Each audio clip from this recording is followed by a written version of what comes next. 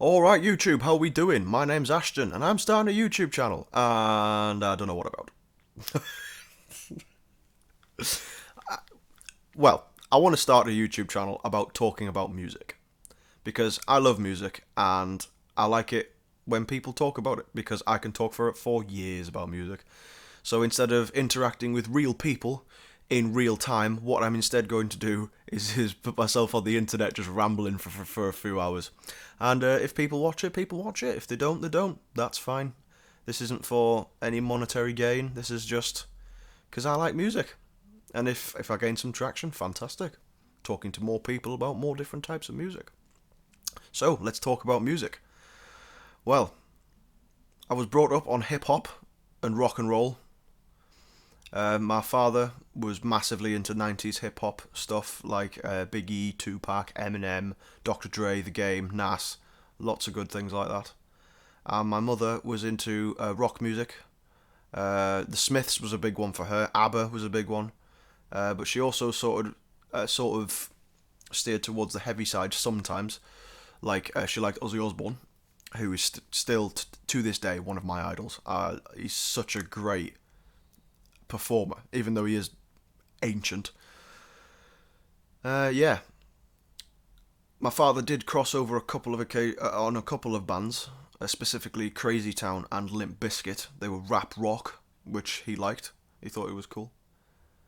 But since then, my music taste has evolved quite a bit. I found drum and bass when I was quite young.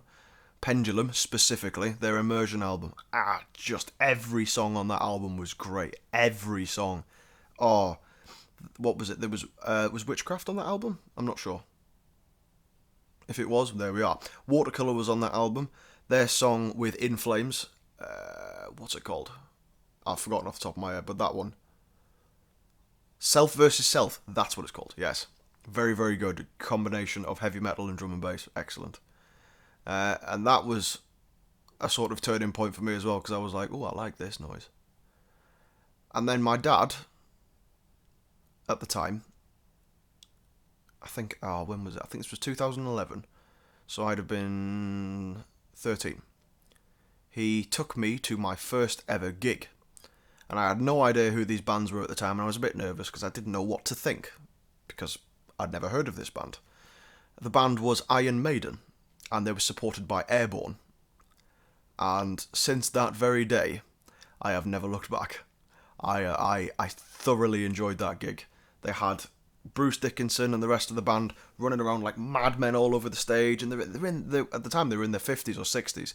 You know, they're getting on now, and he was sprinting all over the stage like he was a 5-year-old. It was fantastic, such a great show. And then towards the end, anybody who's seen Iron Maiden will know they have this 30-foot inflatable balloon come up behind the stage. It's a big version of their mascot Eddie, which was on the Final Frontier tour, so it was a big like zombie alien looking thing.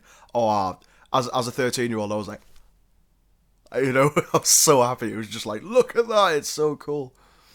Yeah, and since then I have been to very, very, very many heavy metal gigs. Very many.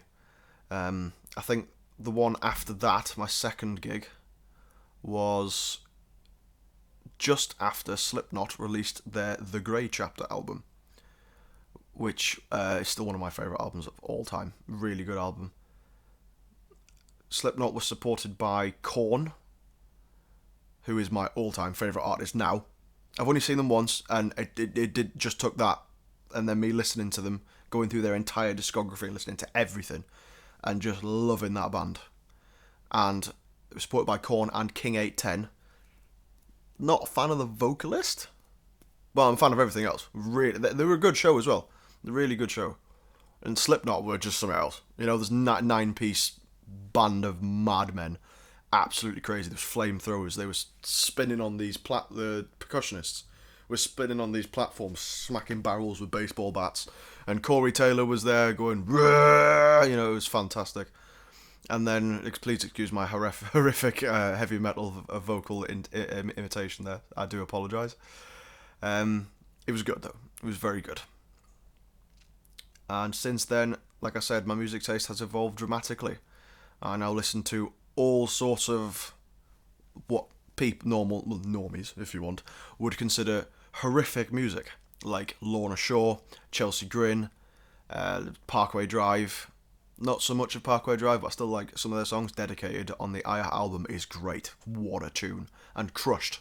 The Aya album in itself is very good. Yeah, I've come a long way since then. I think the first thing that I should do, really, if I'm going to talk about music, other than the little bit of background I've just given you, is talk about my favourite band. And my favourite band is Korn, as I said earlier in the video. I love Korn. They've got the perfect combination of groove and like darkness. It's so creepy and unnerving, and it makes you feel slightly uncomfortable, but in a really good way, if you know what I mean. Like, it's just so great. And the crunchiness. You can't explain it using technical terms. Korn is crunchy. You know, it's like crunchy nut cornflakes. It's here to stay. Probably one of the greatest riffs of all time. So simple. Oh, one. It's very simple. So effective. So heavy. First time I heard that, I was sat in my friend's house. She was called Ardra. In Ammanford in South Wales. Put it on her massive Bluetooth bar. Oh my god. I got my bass out immediately and started swinging it around, going, what the hell is this? Oh, I loved it. It was awesome. Since that day, I have loved that band. And unpopular opinion for any proper Korn fans that may watch this video, the dubstep album was sick. And I don't care what you say, I really like that album. I don't understand why it gets... Well, I do actually know. I do understand why it gets so much hate, because it's a dubstep album by a heavy metal band. Fair enough, there are metal elitists out there that will say, oh yeah, but it's not Korn. Yeah, I don't care. It's good. You know? Narcissistic Cannibal, what a sick song. And Get Up, and Let's Go, and Sanctuary. Sanctuary is brilliant because it's very Korn, but it's electronic. I don't see the problem in that, you know? I think that's fantastic. I love all these new fusion genres that are coming out. Like, there's a band from Norway called Shining. And their new stuff is just Nickelback with Adam Levine painted on it, so it's not very good. But their older stuff was a fusion of jazz and jazz mixing with black metal, which I first heard that idea and I was like, oh my god. Ooh. Like, why would you want to listen to that? Listen to it. Completely changed my mind. Oh, they've got a live recording of them playing a song called Helter Skelter, with Helter being spelt with an A, so it's like Helter Skelter, playing it live, where it's semi-improvised. Oh, it's just such a great performance. Everyone's still in time, even though they're completely not, you know, it's all complete chaos. The drummer's doing this, the keyboard is just smashing his keyboard with his hands, making all these horrific noises, which is associated with black metal and jazz. It was a perfect matchup, and nobody would have thought of that, you know? But they've strayed away since then, so, oh well. But there are other fusions, like, obviously I was brought up on hip-hop and rock music. There are two bands out there now that are two of my favourite bands in the whole world, bands called Hacktivist, which are a British rap metal group, and they play a drop E on an 8-string, and the bassist plays in drop E on his bass, so it's an entire octave down. If, like, looking into it as well, the lowest bass string is only just within the audible spectrum of the human ear, so you can't even hear what note it is, but it's this rumble, it goes, oh, I love it, and, you know, you can hate on it all you want, I love it, I think it's fantastic, I like all kinds of music. The other band as well, DVSR, doing a similar sort of thing, but they're Australian, and they only have one vocalist, and he's a sick vocalist, Matt Yokuma? I don't know how to pronounce his name. But, yeah, those two bands, Hacktivist and DVSR. Apparently DVSR is actually pronounced Devastator. You know, core kids do what they want. But yes, those two are some very good bands that are coming up on the scene. And I think people should listen to them, you know? I think people should listen to it with open minds as well. There is a lot of hate going around at the moment with the metalcore scene, because it's become stale and stagnant. It's all the same thing now, you know? chug, chug, chug, chug, chug, chug, pinch harmonic, chug, chug, chug, chug, pinch harmonic. Wah! I like it. I like it. I think it's great, you know? But then again, this is what I want to preach on my channel. This is what I want to preach on my channel. Openness about music. There's only one type of music that I don't listen to, and that is pop music. Which is, yes, it's not a genre, I understand that. It's sort of a collection of songs that have become popular, hence pop music. I just find it boring. It follows that same 4-chord algorithm most of the time. There are some outliers in that respect. But I prefer interesting music. Music that is a bit of a difficult listen. Meshuggah, perfect example. You know, very difficult listen.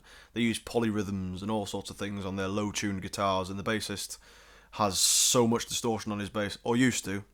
The old bassist did. It's just a great noise, isn't it? Wall of noise. You know, royal blood. 2 people. Drummer, bassist, feeds his bass guitar through the polyphonic octave generator pedal, which makes it sound like he's playing bass and guitar at the same time. What's wrong with that? It's great, you know? Also, you know, there's all sorts of good music coming out nowadays, and I think people should just be a bit more open to it. So that's why I'm starting my YouTube channel, because I want to be completely open about music. Not necessarily having debates with people, but I just want the music world to be a bit more, well, a bit less elitist. Because well, it's just shit, innit? You know? What's wrong with liking what you like? What's wrong with letting other people like what they like? Unless you're a Taylor Swift fan. I'm joking. I am joking. Taylor Swift is a badass. Don't listen to her at all. Can't stand her music. That's me. That's my opinion. But as a businesswoman, she's crazy. There was a lawsuit. I don't know if recently is the correct word, but in recent years, there's been a lawsuit where she has lost all the rights to her old music because of her producer / he's probably a producer, yeah. So what she did to counteract that was re-record her entire discography and told her fans about it. And her fans have stopped listening to the old versions of her songs and have started listening to her new versions of her songs, which are exactly the same as they were, they're just a bit more polished, because she has the money to do that now, rendering all of her old songs completely worthless. Clever. Very clever. Very clever. And on that high note, I think it is time to end that music Jesus Christ. On that note, I think it's time to end the video here. I have talked far more than enough, and I think people get what I want to do. I want to talk about music. Thank you very much for spending your time with me today, and have yourselves a great day, evening, night, morning, whatever time of the day it is for you out there. Ta-ra.